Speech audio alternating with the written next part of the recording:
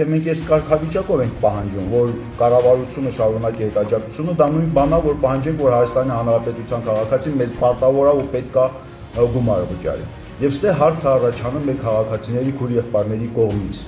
Ինչու՞ չեք դուք այդ թալանչիներից ուզում այդ գումարները, հարգելի արցախցիներ։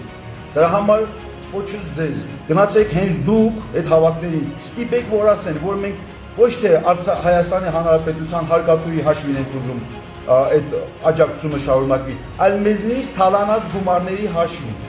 Քանի որ մարդիկ նստած ընդեր կոնկրետ Արտակ Բեգլարյան, Սերգեյ Շախվերդյան, երկու հոգով մուծիտ են անում, որ նման հայտարարություններ չլինի։ Այդ նույն Արցախի չինովնիկները ոնց որ Արցախը թալանել են, հիմա եկել են ստե իրաց թալանն են պահան։ Հիմա էլ անվստահության հանրաքվե են անցկացնում։ Քաղաքացիությունը գոնե ընդունեք, հետո անվստահությունից խոսացեք, որ մեր քույր եղբայրներին ստեղ չնիարդայնացնեք։ Թալանչիների հետ մեկտեղ եկեք, կայնելենք իրանց ասում ենք հարկը